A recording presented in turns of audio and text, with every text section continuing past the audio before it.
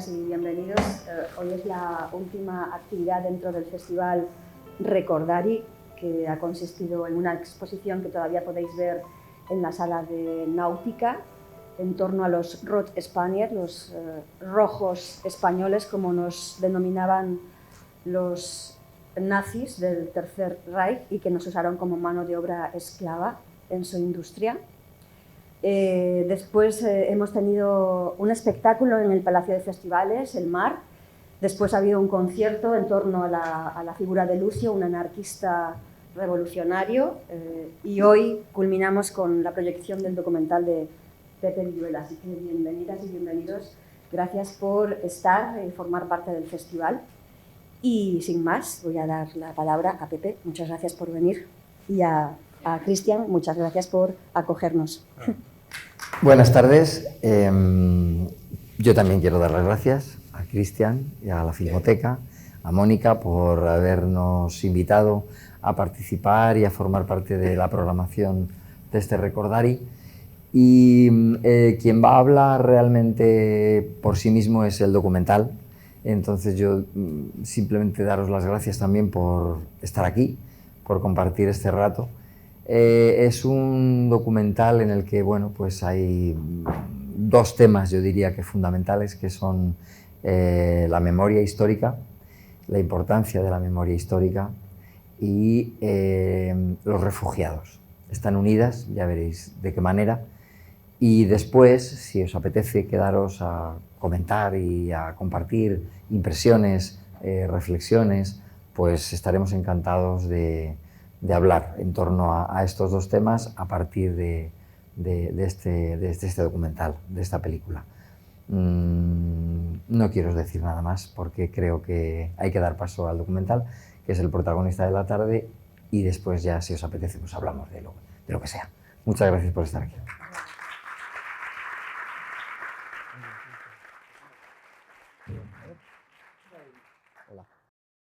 Mucha emoción después de ver el documental. Las tripas se revuelven. Este enlace que ha hecho desde nuestra historia más reciente, la de este país, y cómo lo ha llevado, cómo nos ha llevado, ¿no?, en ese camino hacia nosotras y nosotros hasta el Sáhara, para enfrentarnos a esa realidad que está sin resolver, a asignaturas pendientes todavía. Yo no quiero decir nada más, porque ahora el turno es tuyo, tu trabajo, tu investigación, tu viaje, compartirlo con vosotras y con vosotros. Gracias. Yo, en realidad, no debo estar aquí. No. Venga, vale, por eso yo te hago compañía. Bueno, pues es el turno para vosotras y vosotros, para él, si quieres aportar más de lo que ya nos has contado en el documental.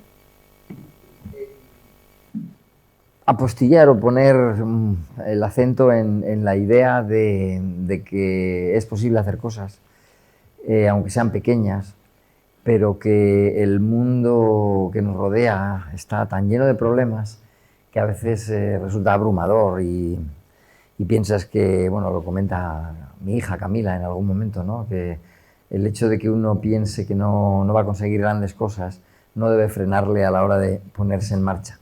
Y eso sí que es algo que creo que con el paso del tiempo he ido aprendiendo, porque cuando tienes 18 años piensas que el mundo se puede cambiar, que vas a ser capaz de hacer muchísimas cosas, y eso es lo que te impulsa a intentarlo, ¿no?, ese idealismo juvenil y tan, por otra parte, tan sano, ¿no?, que conviene sentir cuando uno es joven, esas ganas de cambiarlo todo. Cuando ya alcanzas esta edad, pues te das cuenta de que realmente tus posibilidades de ejercer cambios, de posibilitarlos, son muy pequeñas. Pero entonces adquiere todavía más valor el hacerlas, porque te das cuenta de que no hay que dejar de hacerlo, de que pequeñas cosas o aparentes pequeñas cosas son grandes. Con el trabajo de Payasos sin Fronteras, y bueno, esto tiene que ver en parte con algunos de los momentos del documental, pues he ido dándome cuenta de que esas pequeñas cosas tienen un valor incalculable. Aun corriendo el riesgo de ponerme de algún modo cursi, yo lanzaría la pregunta de cuánto vale la sonrisa de un niño en un momento determinado, y más cuando está viviendo una situación así, cuando está enfermo, o cuando está en mitad de un conflicto bélico, o cuando está siendo castigado por las circunstancias de estar en un campo de refugiados o recién bajado de una patera. Yo no sé cuánto vale eso, ni lo quiero saber, y porque creo que es intraducible en un valor económico, ¿no? Tiene un valor humano, un valor que bueno, que probablemente no sepamos traducir en términos cuantitativos, pero que todo el mundo lo siente, todo el mundo que lo experimenta y que lo prueba lo sabe. Por ese tipo de cosas merece la pena seguir haciéndolas. Yo hablo desde mi lugar, que es el de la interpretación, el del escenario, el del mundo del payaso, pero todos tenemos muchas cosas que aportar. Creo que lo peor es mirar hacia otro lado. Y desde ese mismo sentimiento, desde ese mismo impulso, nace el documental. Cuando empecé a buscar cosas sobre Gervasio, sobre el abuelo, lo hacía por un interés puramente personal, familiar, íntimo, de recuperar memoria, que me parece que sigue siendo una de las tareas pendientes en España. Y bueno, pues a título individual me puse a ello.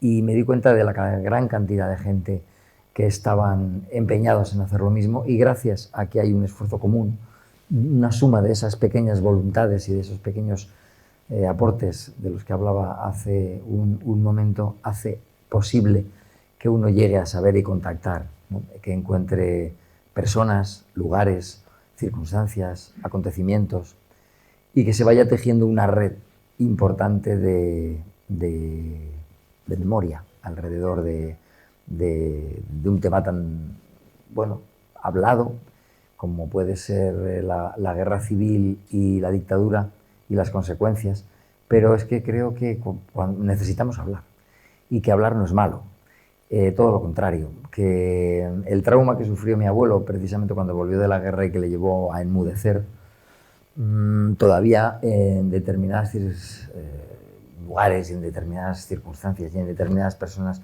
no se ha sanado.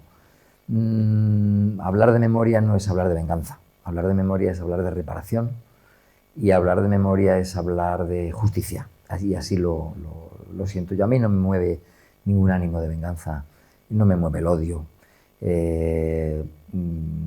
Creo que el odio a estas alturas ya no serviría de nada, sino más bien de todo lo contrario, ¿no? Para que realmente quizá en ese caso no mereciera la pena hacer lo que se hace, pero sí por justicia y sí por reparación.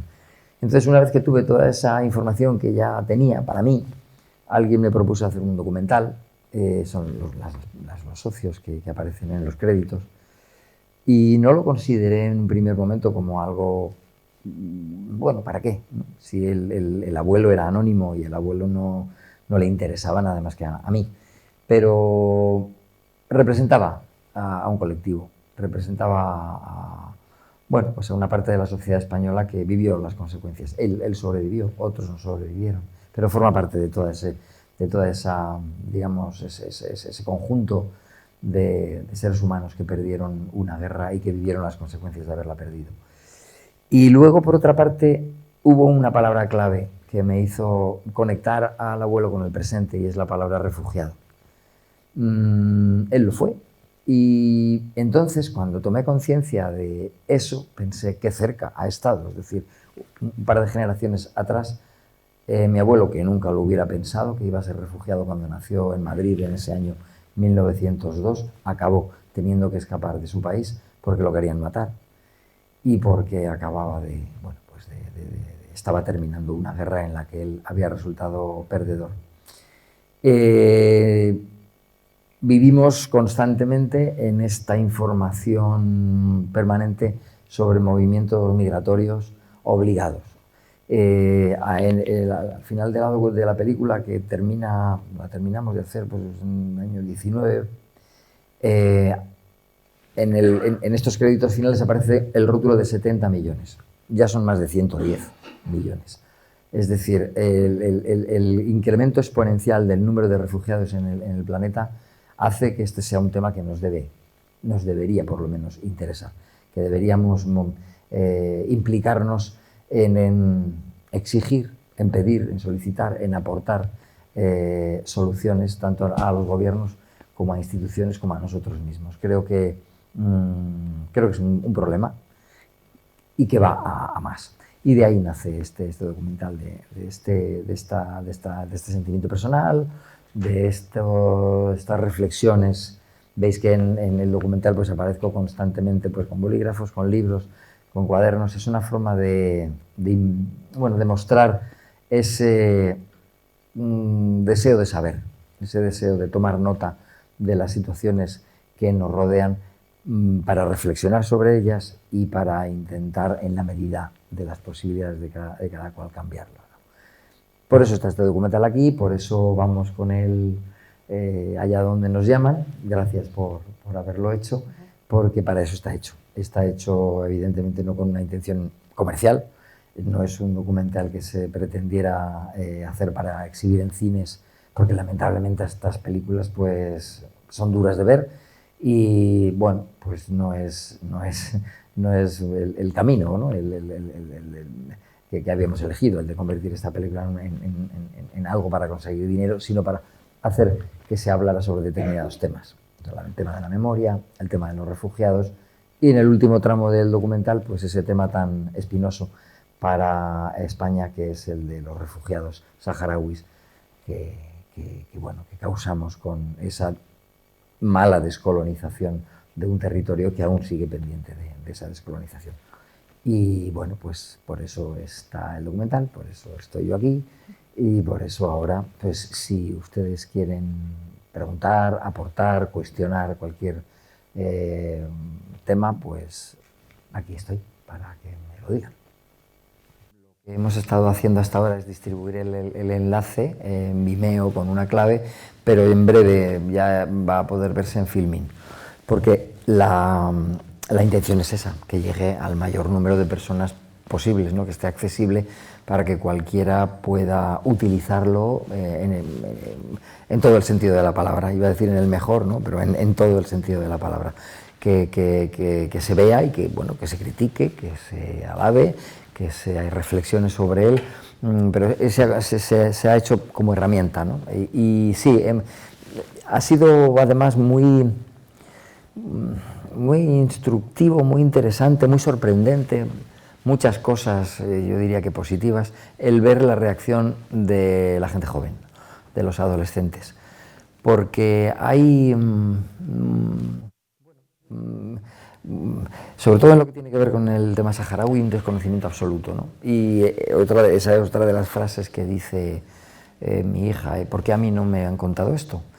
Bueno, en los planes de estudios también lo dice Emilio Silva, el presidente de la Asociación para la Recuperación de la Memoria Histórica, que no están en los libros de texto. Hay una serie de temas que desaparecen de los medios de comunicación, a no ser que sean muy sangrantes. Bueno, ahora mismo tenemos a Gaza, pero Gaza, bueno, pues ha desplazado de alguna manera también ese otro conflicto que se está viviendo en Ucrania. Y bueno, pues hay otra serie de conflictos como los de Yemen. Hay tantos que se solapan unos a otros y como que no tenemos, ¿no?, capacidad para asumir y para escuchar y para digerir tantísimo dolor y tantísima miseria. Pero es importante que seamos conscientes de que eso no desaparece porque no se hable de ello, que sigue existiendo. Entonces, yo creo que es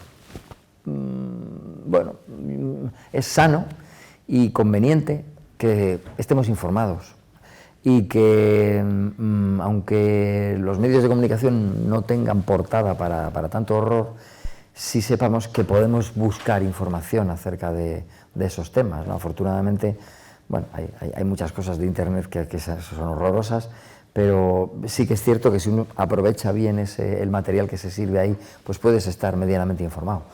Y hay que invitar, creo, a la juventud a que se tome la molestia de informarse.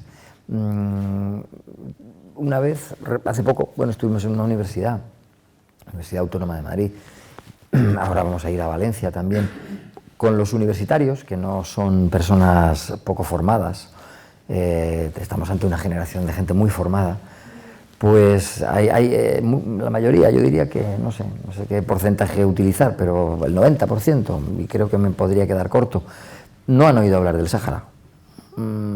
Porque ahí sí que hay un apagón informativo en España deliberado, interesado, porque, bueno, pues es un tema muy incómodo, ¿no?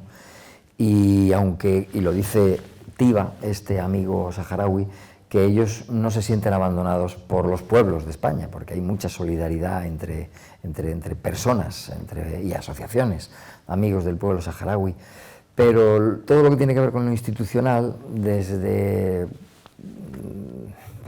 los primeros gobiernos de la transición, ya empezaron a recular sobre este tema y a no querer saber nada, porque es un tema incómodo, porque es un tema que te pone a malas con el vecino, con Marruecos me refiero, que no se toma nada a bien, que le lean la cartilla y que le digan que el Sáhara no es suyo.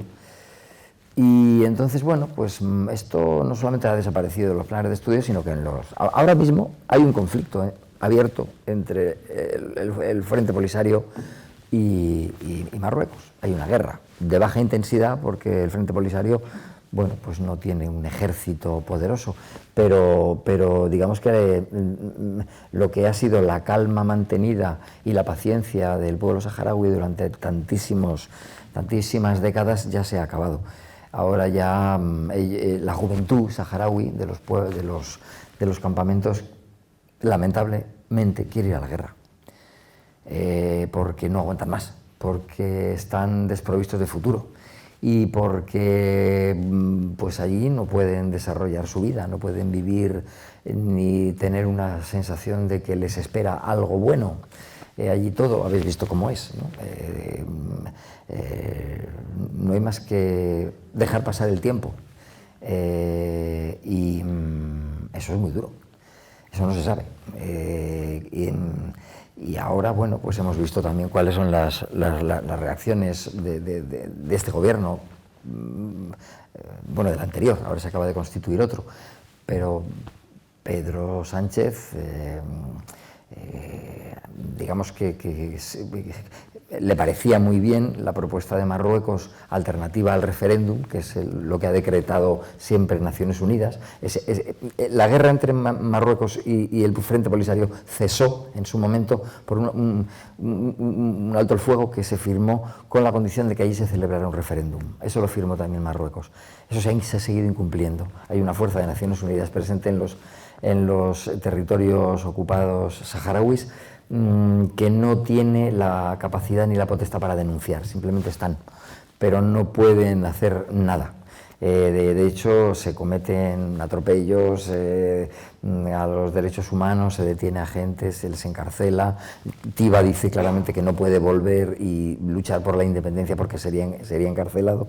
En esas condiciones, Marruecos se atreve a decir que lo que propone en vez de un referéndum es una autonomía para esa región, que se ha apropiado, no hay ningún derecho histórico que avale que puedan hacerlo, mientras que el pueblo saharaui, formado por tribus y por una comunidad que ha vivido siempre de forma trashumante en esa zona, sí tiene una historia en ese territorio. Pero claro, es un territorio en el que hay fosfatos, tiene un banco pesquero importantísimo, tiene recursos naturales, pues gas, probablemente petróleo, entonces claro, es un lugar muy goloso, y Marruecos es un país muy apoyado por Estados Unidos, por Francia, con lo cual el pueblo saharaui lo tiene muy mal, y el pueblo español, los gobiernos españoles han decidido que eso es demasiado complicado, ¿no? Nos llevaría a un enfrentamiento constante y todavía mayor con Marruecos. Y eso pues termina produciendo ¿qué? Pues una especie como de liga de refugiados, ¿no? Están los de la Liga de Primera División, que son los que, digamos, no nos afectan, a los que podemos defender con todas las de la ley, pues los ucranianos, por ejemplo, y luego los refugiados de segunda, a los que no defendemos tanto, que son los que pueden resultar peligroso defender, como son los saharauis, ¿no? Ese empate infinito, esa expresión tan tramposa que utiliza Felipe González cuando se refiere a esto, bueno, es un empate que se podría deshacer, pero no hay ganas ni intención, porque hay ese cambio de 180 grados en la posición de Felipe González, desde que lleva allí a arengar al pueblo y a decir no os abandonaremos nunca, y luego dice, bueno, es que esto no se puede arreglar. Bueno, ¿qué ha pasado ahí? Pues muchas cosas que la mayor parte de ellas no las conocemos, pero o no las podemos demostrar, pero las sospechamos, ¿no? Cada vez que un presidente entra en la Moncloa, pues el pueblo saharaui ya no existe para ellos, ¿no? Bueno, esto lo queríamos poner de relevancia en el documental, y os puedo asegurar que costó, porque cuando fuimos a Televisión Española para pedir ayuda económica, que no hemos recibido de ningún tipo, un funcionario de la televisión nos dijo, si vais a presentar una solicitud a esta casa para que se os apoye, ya sea económicamente o con medios o con algún tipo de imagen que se pueda acceder, deberíais, es un consejo, quitar todo lo que tenga que ver con el Sáhara, porque eso no va a ser bien recibido y desde el momento en el que se vea que vais a trabajar sobre ese tema no habrá ningún tipo de ayuda. O sea que hay algo muy claramente orquestado para que no se hable de este tema. Bueno, en fin, yo creo que estos temas es bueno que se sepan, es bueno que circulen en los institutos, que se hable de ello en las universidades, y no lo considero en absoluto adoctrinamiento, sino información que falta y que creo que es conveniente tener para luego cada uno que saque sus conclusiones y decida qué es lo que quiere hacer, ¿no? Así que en Filmin lo podrás ver dentro de poco, y si tienes mucha prisa yo te paso el enlace ahora para que lo puedas ver. Y perdonad que me enrollo mucho. Yo creo que bueno, cuando tienes un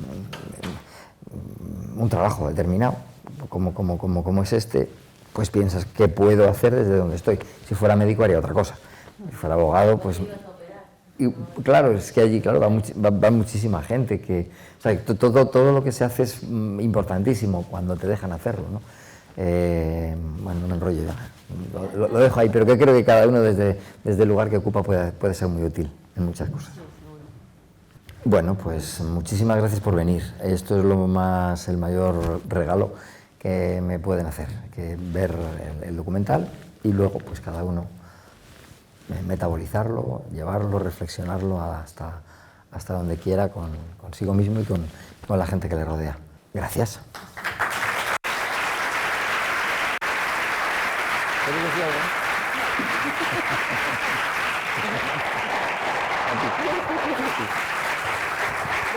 Gracias. Muy amables. También este es un acto de dignificación y de memoria emocionada respecto a lo que él ha comentado, a nuestra propia historia. Estamos aquí para celebrar la memoria, así que muchísimas gracias.